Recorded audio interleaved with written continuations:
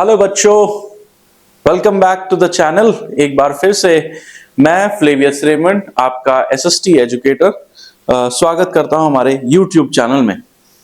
पढ़ाई कैसी चल रही है? अच्छी चल रही है या कहीं और ध्यान है? अभी 14 तारीख पर ध्यान है या 15 तारीख पर ध्यान है? क्योंकि 15 तारीख पर ध्यान ज्यादा लगाना है, क्योंकि 15 तारीख से पेपर है। 14 तारीख तो हर बार आएगी बेटा, 14 फरवरी तो आती रहेगी, लेकिन अभी जो 15 फरवरी आ रही है वो आपके लिए ज्यादा इंपॉर्टेंट है। ठीक है, अपनी पढ़ाई पर रेगुलरली ध्यान दीजिए। आज बेटा हम लोग करेंगे globalisation and the Indian economy के कुछ इंपॉर्टेंट एमसीक्यू और उसके कुछ क्वेश्चंस हम लोग देखेंगे, जो कि इस चैप्टर में से ज्यादातर मैक्सिमम चांसेस होते हैं कि वो क्वेश्चंस आ सकते हैं। ठीक है, आइए देखते हैं। पहला देखते हैं हम लोग क्या क्या है हमारा। Identify the correct statement about globalisation, यानी हमारे पास ये 4 स्टेटमेंट दे रखी हैं और हमें इनमें से ये बताना है कि इनमें से कौन सी स्टेटमेंट जो है ग्लोबलाइजेशन के लिए सही है। पहला देखते हैं, removal of barriers by the government, यानी गवर्नमेंट क्या करती है? ट्रेड बैरियर्स को हटा देती है। दूसरा क्या है? Foreign companies are allowed to set up factories, यानी फॉरेन कंपनीज क्या कर सकती हैं? फैक्ट्रीज को सेटअप कर सकती हैं। तीसरा क्या है? has enabled all companies to increase their investment, यानी इससे ग्लोबलाइजेशन क्या करती है? बाकी कंपनीज को एनेबल करती है जिससे वो अपना इन्वेस्टमेंट इंक्रीज कर सके। या फिर has lesson foreign investment and foreign trade, यानी फॉरेन ट्रेड और फॉरेन इन्वेस्टमेंट जो है वो कम हो जाता है। तो इनमें से क्या ऑप्शन होना चाहिए बेटा? आपके ऑप्शन दे रखे 1 and 2, 2 and 3, 1 and 3 and 2 and 4। तो इसमें से कौन सा सही ऑप्शन होना चाहिए बताइए? देखिए, ऑप्शन 1 बिल्कुल ठीक है।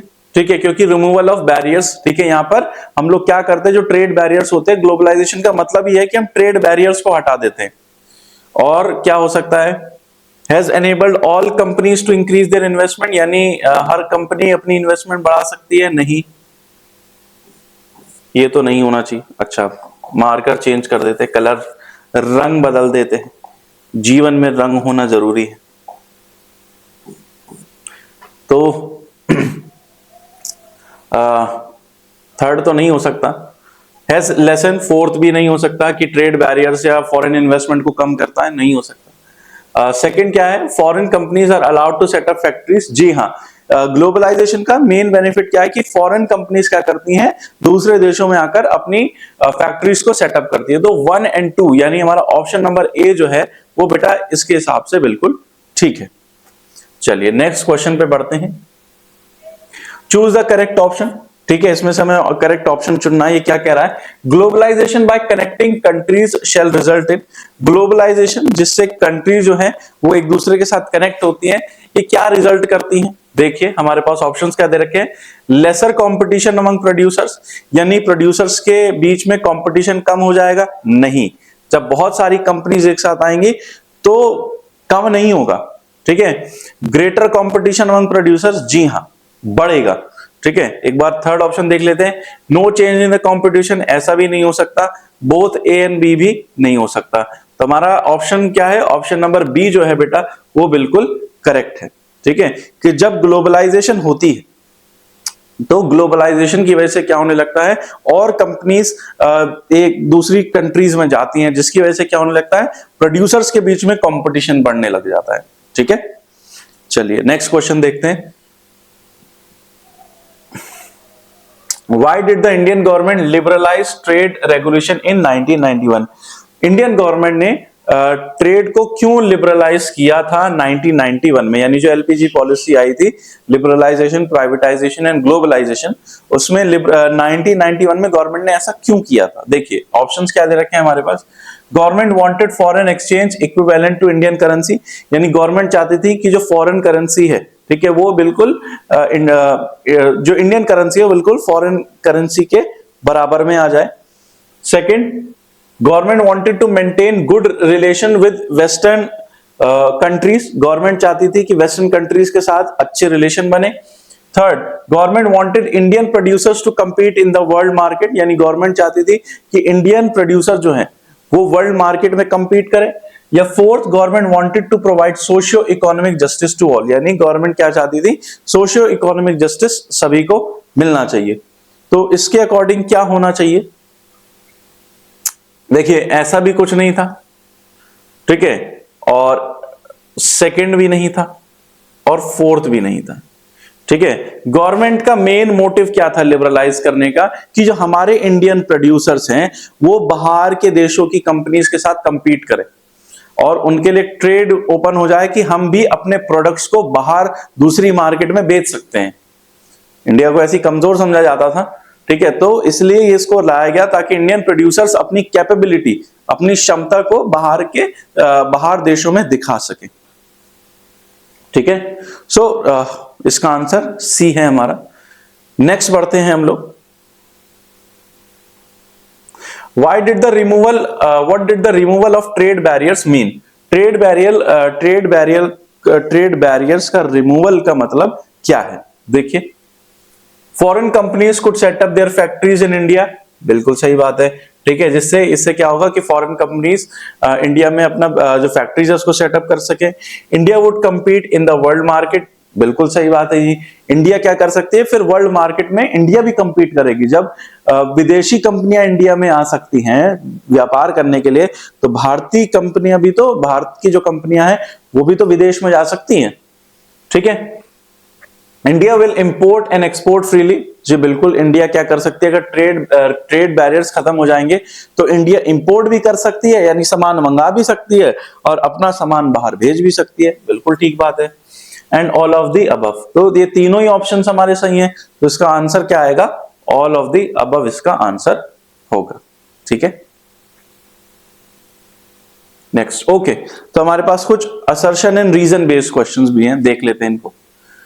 असर्शन देखिए, MNC choose India and China as prioritise for production. MNC क्या करती हैं? चाइना और इंडिया को ही ज्यादा प्रायोरिटाइज करती है प्रोडक्शन के लिए, कि या तो कोई भी सामान है या तो इंडिया में बनना चाहिए, चाइना में बनना चाहिए। ओके, इसका reason, MNC look for cheap production all over the world, यानी MNC ऐसा क्यों करती है? ताकि वो चीप प्रोडक्शन देख सके, यानी सस्ते में उनका जो सामान है वो प्रोड्यूस हो सके। तो ये हमने जब ग्लोबलाइजेशन वाले चैप्टर में मैंने आपको रिवीजन में बताया था, उसका एक पॉइंट भी लिखा था। क्या लिखा था? कि कोई भी MNC क्या देखती है? एक ऐसी मार्केट देखती है जहां पर स्किल्ड और अनस्किल्ड लेबर, ठीक है, लो कॉस्ट में मिल जाए, फ्री मार्केट नियर बाय में हो, कैपिटल आसपास हो, जिससे उनका बेनिफिट क्या होगा कि उनको, ठीक है, वो प्रॉफिट कमा सके। चीप लेबर रखने से उनका बेनिफिट क्या होगा? जितना लेबर सस्ता होगा उतना ज्यादा उनका प्रॉफिट होगा, ठीक है। इसलिए इंडिया में क्या, इंडिया और चाइना को क्यों चुना जाता है? क्योंकि वहां पर लेबर सस्ता है, ठीक है। तो हम लोग ऑप्शन देख लेते हैं। Both A and R are true and R is the correct explanation of A. B है, both A and R true and R is not the correct explanation of A. A is true but R is false and A is false but R is true. तो इसके according बेटा क्या होना चाहिए? इसके according option number A हमारा सही है। क्यों सही है? क्योंकि MNC क्या करती है? इंडिया और चाइना को प्रायोरिटाइज करती है प्रोडक्शन के लिए। क्योंकि इंडिया में क्या है? इंडिया और चाइना में क्या है? चीप प्रोडक्शन है। अगर पूरे विदेश में देखा जाए तो सबसे ज्यादा जो चीप प्रोडक्शन है वो इंडिया और चाइना में होता है, ठीक है। इसलिए हमारा ऑप्शन ए ठीक है इसमें। नेक्स्ट देखते हैं। India imposes tax barriers on Chinese toy import. India ने क्या किया? इंपोज किया टैक्स बैरियर लगा दिया, ठीक है, ऑन चाइनीज टॉयज, जो चाइनीज खिलौने हमारे यहां पर आते हैं। इसका reason, Indian toy producers will prosper, जिससे इंडियन टॉय जो प्रोड्यूस करते हैं, जो हमारे भारत में जो इंडियन टॉय प्रोड्यूसर्स हैं, उनका बिजनेस क्या होगा? भारत में ग्रो होगा। भाई खिलौना मार्केट तो बंद ही नहीं हो सकती। क्यों नहीं बंद हो सकती? क्योंकि बच्चे पैदा होने बंद नहीं हो सकते इंडिया में। आज भी हमारी वर्ल्ड पॉपुलेशन सबसे ज्यादा है, तो टॉय मार्केट तो कभी बंद ही नहीं होगी। चलिए ऑप्शंस देखते हैं। बोथ ए एंड आर, ठीक है, इसमें से ये चारों ऑप्शंस रहेंगे। क्या इसका आंसर होना चाहिए? इंडिया इंपोज करती है tax barrier on Chinese toys import, ठीक है, बोथ एंड इंडियन टॉय, जिससे बेनिफिट क्या होगा? इंडियन टॉय प्रोड्यूसर्स को विल प्रॉस्पर। तो इसका ए हमारा ऑप्शन एक बार फिर से सही होगा, ठीक है। नेक्स्ट, ओके, अब हमारे पास कुछ क्वेश्चंस हैं। ये कुछ 4-5 क्वेश्चंस हैं बेटा, ये बहुत इंपॉर्टेंट है इस चैप्टर में। अगर आपको याद रखने हैं तो यही क्वेश्चंस याद रखने हैं। यानी ये जो है पूरे चैप्टर का 5 क्वेश्चन में मैंने नींबू की तरह निचोड़ दिया। ठीक है, ये बहुत इंपॉर्टेंट है क्वेश्चंस, ये पेपर में आपके आ सकते हैं। देखिए पहला question, globalisation is the process. Globalisation एक प्रोसेस है ऑफ रैपिड इंटीग्रेशन, ठीक है, और इंटरकनेक्शन बिटवीन कंट्रीज। यानी ग्लोबलाइजेशन एक प्रोसेस है जिसमें बहुत तेज कंट्रीज क्या कर रही हैं, इंटरकनेक्ट हो रही हैं। अब आपको explain the statement with example. अब आपको इस स्टेटमेंट को एग्जांपल के तौर पे समझाना है। अब आप क्या करेंगे, सबसे पहले आपको क्या करना पड़ेगा, सबसे पहले आप ग्लोबलाइजेशन की डेफिनेशन लिखेंगे। ठीक है, वही इसमें लिखा हुआ है, globalisation refers to rapid integration connection through trade. कैसे कैसे होता है, ट्रेड से, इन्वेस्टमेंट से, टेक्नोलॉजी से, कल्चरल एक्सचेंज से। इसके अलावा क्या होता है, good service, information, ideas to flow freely across borders creating a more interconnected world. ठीक है, ये बस जस्ट ग्लोबलाइजेशन की डेफिनेशन लिखी हुई है। और इससे क्या है, ग्लोबलाइजेशन से हम अपने विचारों को, अपने कल्चर्स को क्या कर सकते हैं, हम दूसरे देशों तक पहुंचा सकते हैं। जैसे अब देखिए एग्जांपल्स ऑफ ग्लोबलाइजेशन। ठीक है, हमें एग्जांपल भी तो बताने हैं इसके। सबसे पहला देखिए इंटरनेशनल ट्रेड, इसमें तो कोई कहने की बात नहीं है। आप इसमें एप्पल का एग्जांपल दे सकते हैं। Companies like Apple design products in the USA. Apple के प्रोडक्ट डिजाइन कहां होते हैं, यूएसए में होते हैं। Manufacture them in China, manufacture इनको चाइना में किया जाता है और पूरे विदेश में बेचा जाता है। डिजाइन कहां हो रहे हैं, यूएस में। असेंबल कहां हो रहे हैं, ठीक है, मैन्युफैक्चर कहां हो रहे हैं, चाइना में। और सेल कहां हो रहे हैं, पूरी दुनिया में। भारत में तो सबसे ज्यादा होते हैं। मतलब पता चलता है कि अच्छा आज आईफोन लॉन्च होने वाला है तो एक दिन पहले ही लोग लाइन बना के खड़े हो जाते हैं रातों में। तो ये क्या है, यही तो है, ग्लोबलाइजेशन ही तो है। ठीक है, इंटरनेशनल ट्रेड बढ़ता है। दूसरा क्या है, foreign investment. Indian companies like Infosys, TCS provide services to clients in the US and the Europe. ठीक है, हमारी जो सर्विसेज हैं वो ट्रांसफर हो रही हैं, फॉरेन इन्वेस्टमेंट बढ़ रहा है। ठीक है, इसमें आप बहुत सारे एग्जांपल लिख सकते हैं। आप अमेजॉन का एग्जांपल लिख सकते हैं, फ्लिपकार्ट का है। ठीक है, बहुत सारे एग्जांपल्स हैं जो आप इसमें दे सकते हैं। ठीक है, टेक्नोलॉजी एंड कम्युनिकेशन, ये भी आप बता सकते हैं। इंटरनेट और सोशल मीडिया सबसे बड़ा जरिया है जिससे ग्लोबलाइजेशन हो रहा है ना। इंटरनेट और सोशल मीडिया ही एक सबसे बड़ा जरिया है जिससे ग्लोबलाइजेशन हो रहा है। Connect people globally, enabling instant communication and knowledge sharing. इससे क्या हो रहा है, एक तो कम्युनिकेशन हो रहा है और नॉलेज शेयरिंग हो रही है। यानी आज की डेट में हमें यह पता है कि बाहर किसके यहां पर क्या हो रहा है ना। हम इतना ज्यादा जो है सोशल मीडिया के साथ कनेक्ट हैं कि हम यहां बैठे बैठे हमें अमेरिका के बारे में पता है क्या हो रहा है, अमेरिकन को हमारे बारे में पता है कि दिल्ली में इलेक्शन हो रहे हैं, क्या रिजल्ट आने वाला। यानी सोशल मीडिया, इंटरनेट और टेक्नोलॉजी की मदद से हम लोग क्या हो चुके हैं, एक छोटे से क्या कहेंगे,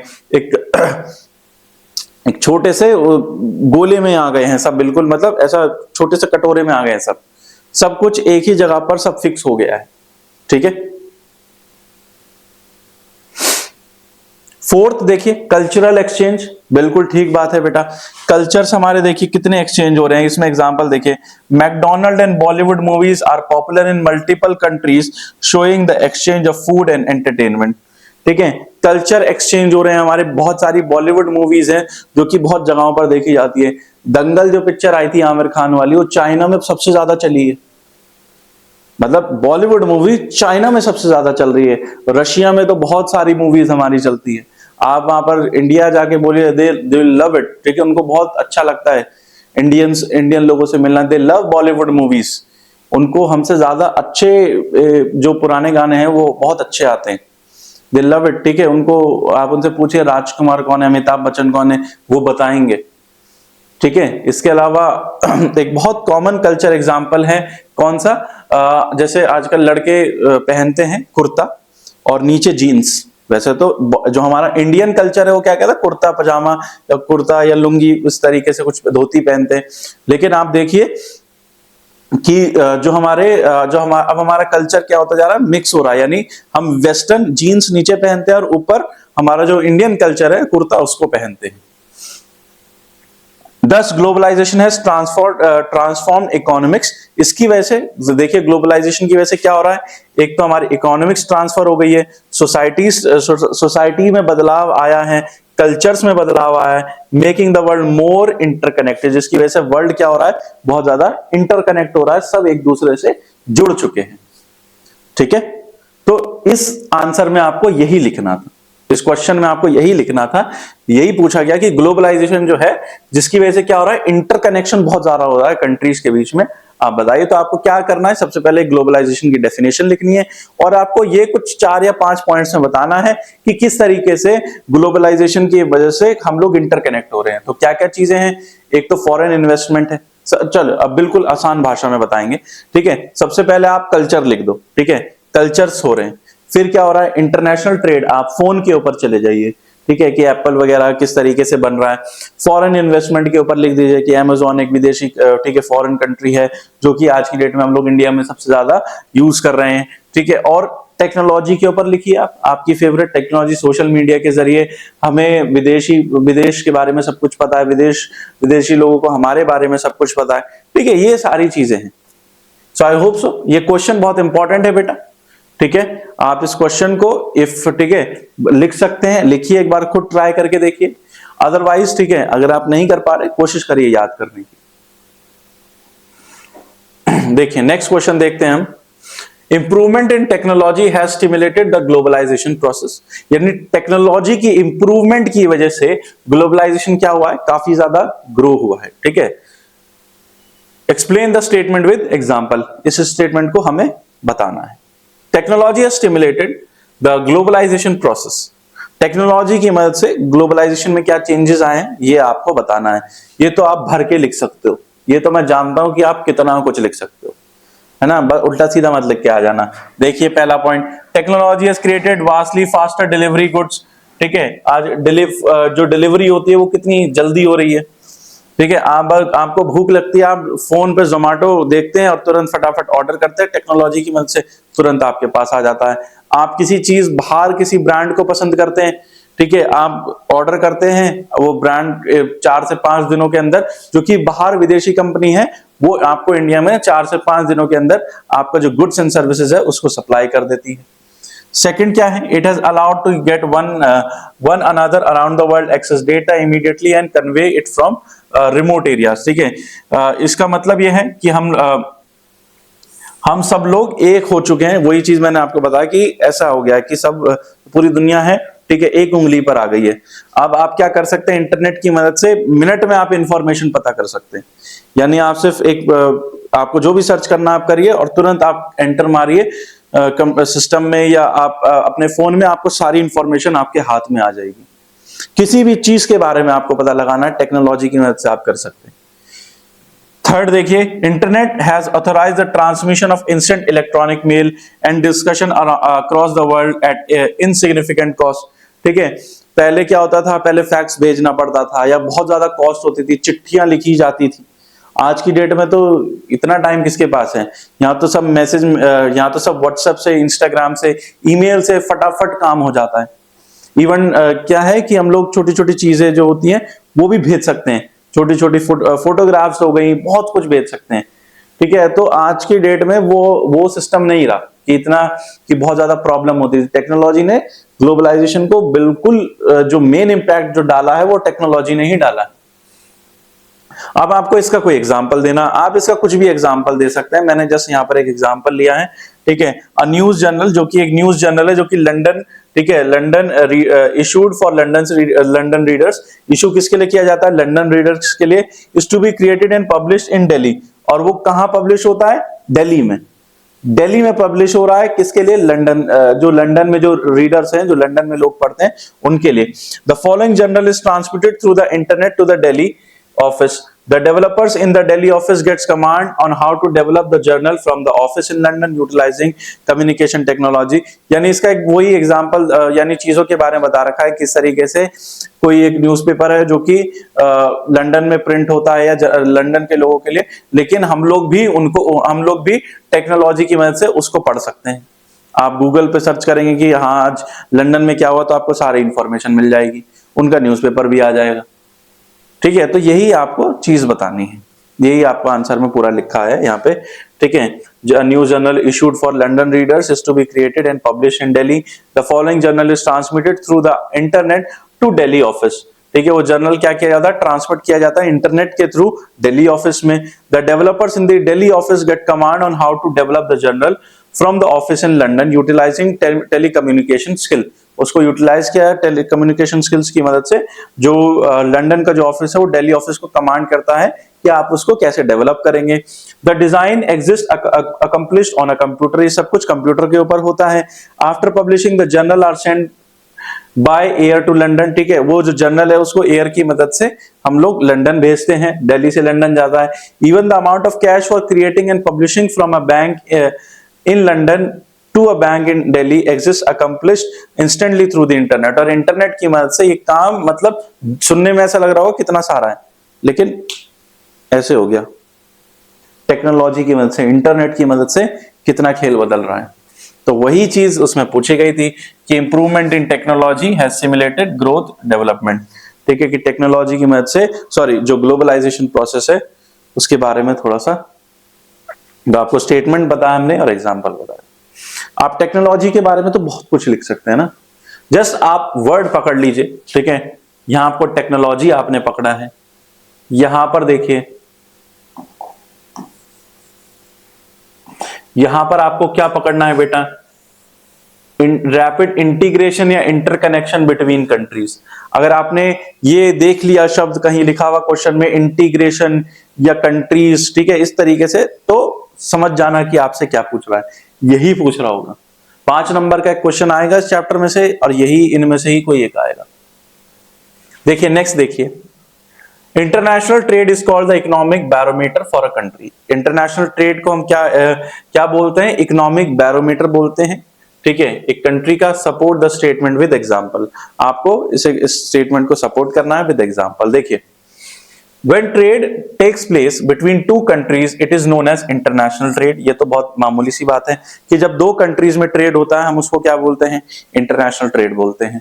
चलिए, it is very important for the development of country, ये हर कंट्री की डेवलपमेंट के लिए जरूरी है। Advancement of international trade of a country is an index to its economic prosperity. Economic prosperity के लिए ये जरूरी है कि इंटरनेशनल ट्रेड क्या है, ग्रो होना चाहिए। As a resource are space bound, no countries can survive without international trade। और जिस तरीके से ये सारी चीजें चल रही हैं, ऐसा कोई भी देश नहीं होगा जहां पर इंटरनेशनल ट्रेड नहीं होता होगा। सब जगह पर कहीं ना कहीं इंटरनेशनल ट्रेड हो रहा है। It enables a country to earn foreign exchange. इससे बेनिफिट क्या होता है, किसी भी कंट्री को फॉरेन एक्सचेंज मिलता है, which is needed to import essential goods. और इस फॉरेन एक्सचेंज की मदद से हम क्या करते हैं, गुड्स खरीदते हैं जो कि बहुत इंपॉर्टेंट होते हैं हमारे लिए। It is therefore considered the economic barometer of the country. इसलिए जो हमारा इंटरनेशनल ट्रेड है, इसलिए उसको इकोनॉमिक बैरोमीटर बोला जाता है। ठीक है,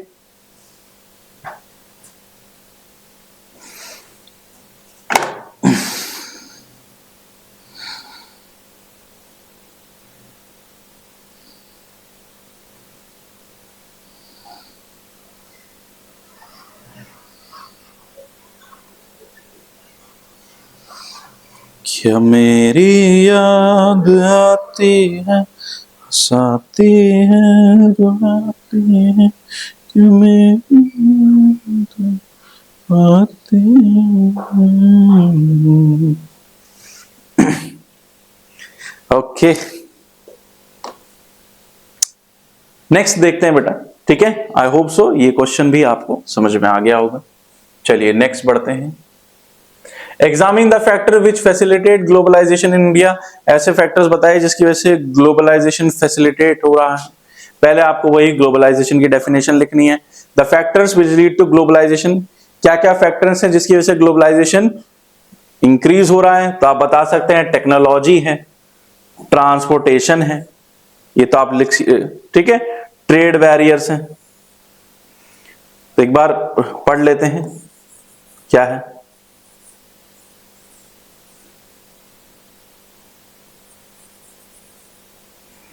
देखते हैं यहां कवि क्या कहता है। Globalization is a process by which business and other organization gain international clout and begin to operate globally. वही globalization की definition है. The factors which have led to globalization in India, क्या क्या फैक्टर है जिसकी वजह से इंडिया में ग्लोबलाइजेशन बढ़ा है. ठीक है. Many technological advancement, सबसे पहले technological advancement have occurred over the last 50 years. आप पढ़िए. ठीक है. Over the last 50 years, containers for examples are now used in transportation technologies to convey commodities. This has resulted in significant cost saving and a faster time to market. ठीक है. Technology की वजह से आज के डेट में हम जानते हैं कि हमारी जो सर्विसेज है वो कितनी तेज हो गई हैं. ठीक है. आप जैसे Amazon का एग्जांपल ले लीजिए. ठीक है. आप घर बैठे बैठे आपको कोई चीज, आपको कहीं बाजार जाने की जरूरत नहीं है. फोन उठाया आपने, ठीक है, जस्ट अपने फोन पे टाइप किया कि हाँ भाई मुझे ये कलर की शर्ट चाहिए, आप जस्ट उसको मंगा सकते हैं. ठीक है. Significant advancement in transportation has been one of the primary drivers driving the globalisation. ठीक है. सबसे ज्यादा जो इंपॉर्टेंट क्या है, ठीक है, सिग्निफिकेंट जो एडवांसमेंट हुआ ट्रांसपोर्टेशन में, technology has been enabled considerably speedier and lower cost delivery of commodities over a great distance. इस अब क्या हो रहा है, ट्रांसपोर्टेशन में बहुत बड़ा इंपॉर्टेंट वो बना है, एक ग्लोबलाइजेशन के लिए बहुत इंपॉर्टेंट फैक्टर बना है.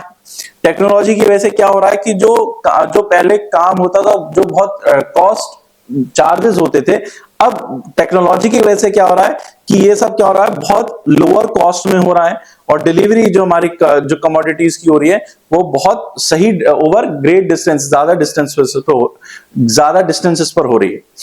IT information. ठीक है. Information technology has significantly influence the spread of service creation. ठीक है. इंफॉर्मेशन टेक्नोलॉजी का हम लोग जानते हैं कि इससे सर्विस क्रिएशन हो रहा है. The Indian government has lifted the last trade barriers और लिमिटेशन. ठीक है. This move known as liberalisation, वही कि लिबरलाइजेशन किस तरीके से आया है, made it possible for the products and services to be easily exported and imported. अब लिबरलाइजेशन की वजह से क्या हो रहा है कि हम बहुत सारी सर्विसेज को एक्सपोर्ट भी कर पा रहे हैं और इंपोर्ट भी कर पा रहे हैं.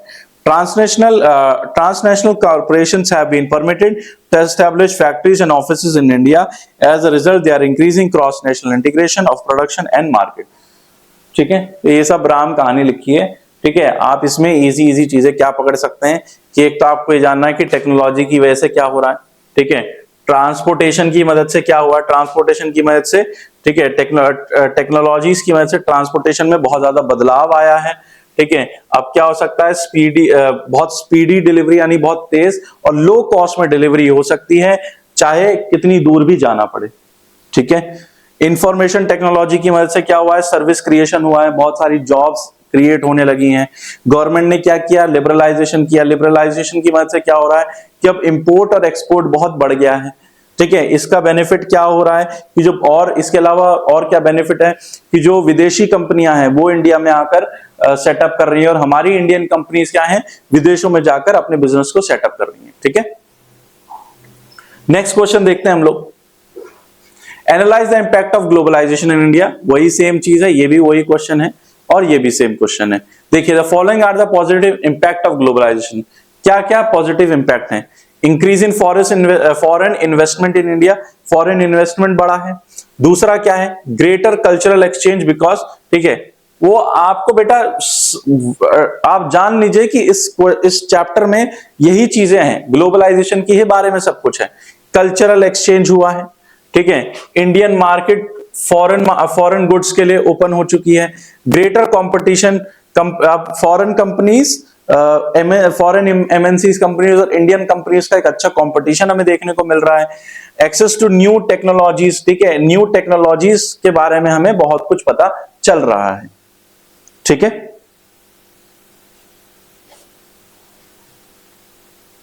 Okay, so that's all. इस चैप्टर में बेटा यही आपके लिए इंपॉर्टेंट था. इन्हीं में से कहीं ना कहीं एक आधा कोई क्वेश्चन आ सकता है. 5 नंबर के लिए इस चैप्टर में से आपके लिए क्वेश्चन आ सकता है बोर्ड के पेपर में. ठीक है. सो हमारा जो इकोनॉमिक्स वाला पार्ट था अब हमारा कंप्लीट हो गया है. अब हमारा हिस्ट्री में मैंने आपको एक चैप्टर कराया था, rise of nationalism in Europe. So अब हम लोग जो है नेक्स्ट जो है हम लोग हिस्ट्री पहले कंप्लीट करेंगे. नेक्स्ट वीडियो में हम लोग द नेशनलिज्म इन इंडिया, उसके बाद the making of the global world and the print culture, तो मैं इसको विद इन 3 डेज में इसको कंप्लीट करेंगे। उसके बाद सिविक्स एंड द लास्ट में फिर हम लोग ज्योग्राफी करेंगे। तो मैं कोशिश करूंगा, ठीक है, जल्द आपका जो कोर्स है उसको कंप्लीट करने की हर हालत में, ठीक है। और उसके बाद जब हमारा कोर्स कंप्लीट हो जाएगा फिर हम लोग कुछ सैंपल पेपर्स और करेंगे। एक दिन एक वीडियो में इसके लिए मैप वर्क के लिए डालूंगा, जो इंपॉर्टेंट मैप वर्क है जो कि आ सकता है, और कुछ सैंपल पेपर्स हम लोग करेंगे। और 24th को, 25th को आपका पेपर है, 24th को हम लोग और भी इंपॉर्टेंट क्वेश्चन जो हैं उसके बारे में हम लोग डिस्कस करेंगे, ठीक है। सो आई होप सो आपको सब कुछ समझ में आ गया होगा। कोई भी दिक्कत है, कोई भी परेशानी है, आप मेरे से पूछ सकते हैं, कमेंट सेक्शन में भी आप मेरे से पूछ सकते हैं। नंबर भी मैंने अपना, मेरी 2nd 3rd वीडियो में मैंने अपना नंबर भी डाल रखा है। अगर आपको कोई डाउट है, आप कुछ पूछना चाहते हैं, कुछ बात करना चाहते हैं, आपको बोर्ड के पेपर को लेकर टेंशन हो रही है, तो उसके लिए भी आप मेरे से बात कर सकते हैं, ठीक है। अगर आपको बोर्ड के पेपर से लेके कुछ टेंशन हो रही है, स्ट्रेस हो रहा है आपको, तो आप इस चीज के लिए we are open to you, ठीक है। आप हमसे बातचीत कर सकते हैं, आप हमसे पूछ सकते हैं, हम आपको सलाह देंगे कि ऐसी सिचुएशंस में क्या किया जाना चाहिए। देखो कई बार ऐसा होता है कि पेरेंट्स आपको कहते हैं कि तेरे से कि तुमसे 10th पास नहीं है, 10th नहीं करी जा रही है, बहुत से बच्चे इतना पढ़ रहे हैं, तुमसे पढ़ाई नहीं हो रही, तुम्हारे मार्क्स कम क्यों आ रहे हैं। और ऐसा नहीं, ठीक है, मैं जो पेरेंट्स हैं मैं उनसे कहूंगा कि ऐसा नहीं है। देखिए 10th आप पहली बार कर रहे हैं, ऐसा तो नहीं कि 10 सालों से आप 10th करते हुए आ रहे हैं, 10th आप पहली बार कर रहे हैं, तो आपके लिए भी ये पहला एक्सपीरियंस है कि जब आप पहली बार बोर्ड देंगे, पहली बार आप, अभी तक आपके स्कूल टीचर्स आपके लिए पेपर बनाते थे, पहली बार ऐसा होगा कि कोई और ही जिसको आप जानते ही नहीं है वो आपके लिए पेपर बनाएगा, जिसको आप जानते नहीं है वो आपके लिए पेपर चेकिंग करेगा बोर्ड में। तो ये फर्स्ट टाइम एक्सपीरियंस है, इसलिए 10th क्लास के लिए कहते हैं it is a first step, ठीक है। आपके फ्यूचर को डिसाइड करने की पहली सीढ़ी जो होती है वो 10th क्लास होती है। यहां पर आप इस 10th क्लास की सीढ़ी में आप बहुत कुछ सीखते हैं। यहां पर आप सक्सेस भी सीखते हैं, फेल होना भी सीखते हैं, आप दुनिया के बारे में जानना सीखते हैं, आप स्ट्रेस के बारे में जानते हैं कि तनाव क्या होता है, डिप्रेशन के बारे में आप जानते हैं। ऐसे नए नए वर्ड्स जो हैं इनके बारे में आप पता कर, या इन वर्ड्स के बारे में आपको पता चलता है। तो यदि आपको कोई भी प्रॉब्लम है, सब्जेक्ट से रिलेटेड है, तो भी हम आपके लिए ओपन हैं। किसी आपकी पर्सनल लाइफ से है, कोई भी प्रॉब्लम है, आप हमें बता सकते हैं। देखो बेटा, YouTube का सबसे बड़ा फायदा है कि आप ऐसे टीचर्स के साथ आप कनेक्ट कर सकते हो जिनको हम लोग नहीं जानते, ठीक है। मान लीजिए आप कोई भी आप पर्सन है, आप मेरे से फोन पे बात करते हैं, कहते हैं कि सर मैंने आपका चैनल देखा था और मुझे आपने जैसे बताया कि मुझे इस चीज से मुझे बहुत डिप्रेशन है, मुझे समझ नहीं आ रहा कि मैं किस तरीके से करूंगा या करूंगी, मेरे पेरेंट्स में बहुत फोर्स कर रहे हैं कि भाई तुम इतना लेके आओ, कैसे मैं करूं, 99% की डिमांड कर रहे हैं, कैसे मैं उस चीज को करूं, मैं फुल एफर्ट्स डाल रहा हूं या डाल रही हूं, मैं किस तरीके से काम करूं। तो उस चीज में भी हम आपको गाइड करेंगे, ठीक है, कि आपको किस तरीके से वो जो स्ट्रेस जो आपके ऊपर आ रहा है उसको आपको कैसे कंट्रोल करना है, ठीक है। सो पढ़ाई करिए, टेंशन फ्री रहिए। मैं जानता हूं पेपर आ रहे हैं, लेकिन फिर भी टेंशन फ्री रहिए, अपने माइंड को ठंडा रखिए, नींद पूरी लीजिए, नींद लेना भी जरूरी है, ठीक है। नींद पूरी लीजिए, रिलैक्स करिए। मैंने आपको बोला था कोई एक ऐसी हॉबी बनाइए जिससे आप अपने माइंड को फ्रेश कर सकें। थोड़ा सा कोशिश करिए कि सोशल मीडिया से रहिए, सोशल मीडिया पे भी रहना जरूरी है, पता चलते रहना चाहिए कि क्या हो रहा है, लेकिन इतना भी नहीं कि आप उसमें बहुत ज्यादा डीप हो जाए, है ना। तो टाइम सभी को दो, लेकिन इक्वली दीजिए। यहीं से आप 10th क्लास से ही सीखते हैं कि आपको टाइम इक्वली कैसे देना है। जब आप बड़े हो जाते हैं तो यहां पर फिर आपको पता चल जाता है, जब आपकी शादी हो जाती है तब पता लगने लगता है कि अच्छा सबको टाइम इक्वली देना है, बच्चों को भी देना है, वाइफ को भी देना है, मम्मी पापा को भी देना है, जॉब को भी देना है, फ्रेंड्स को भी देना है। तो ये जो टाइम आपको जो टाइम आप वहां मैनेज करना सीखते हैं वो आप 10th क्लास से सीखते हैं। अभी 10th क्लास में क्या है कि आपको अपने दोस्तों के लिए भी टाइम निकालना है, पढ़ाई के लिए तो निकालना ही निकालना है, खाने के लिए भी निकालना है, मम्मी पापा के काम के लिए भी निकालना है। एक बहुत कॉमन सी प्रॉब्लम होती होगी, जब आपका फ्लो बनता होगा, जब आप घर में बैठे होंगे, जब आपका पढ़ाई में फ्लो बनता होगा, तभी आपकी मम्मी या पापा कह देते होंगे बेटा दूध लेके आ जाओ, है ना। ये होता होगा। ये तो यूनिवर्सल प्रॉब्लम है हमारी कि जब हम लोग पढ़ाई के लिए बैठते हैं तभी मम्मी पापा को कोई काम याद आता है और उसके बाद आपको जाना भी पड़ता है, और उससे क्या हो जाता है, जो पूरी पढ़ाई का जो मूड है वो बिल्कुल खत्म हो जाता है। फिर आपके पेरेंट्स कहते हैं कि पढ़ते नहीं है। मैं बच्चों के फुल सपोर्ट में रहता हूं भाई, इट्स नॉट बैड, ये बुरा नहीं है। बच्चों के लिए हम सब कुछ, बच्चों के लिए हम बच्चों के लिए ही तो हैं। आप हैं बेटा तो हम हैं, अगर आप नहीं होंगे तो हम कैसे होंगे, ठीक है। इसलिए सभी टीचर्स आप लोगों के लिए इतनी मेहनत कर रहे हैं। सो बिलिंग, बहुत सारी बातें हो गई आज आप लोगों से। थोड़ा सा आपने गाना भी सुन लिया, थोड़ा सा गला खराब हो रहा है, नजर ना लगाना, ठीक है। जब पेपर हो जाएंगे आपके तो मैं पक्का आप लोगों के लिए एक गाना गाऊंगा। वो गाना मैं सुन रहा था इसलिए मुझे गाने का मन कर गया। अभी मैं लेक्चर तैयार कर रहा था आप लोग का, तो उससे पहले वो गाना मैंने सुना, तो इसलिए मेरा मन, वो बस सुना मैंने हल्का सा, वो इतनी लाइन सुनी मैंने तो अच्छा लगा कि मैं वो गाना पूरा सुनूंगा। क्या गाना है वो, ठीक है। सो मिलेंगे आप लोगों से नेक्स्ट वीडियो में, तब तक के लिए मैं फ्लेवियस रेमंड आता रहूंगा आप लोगों को परेशान करने के लिए, ठीक है। Okay, bye bye.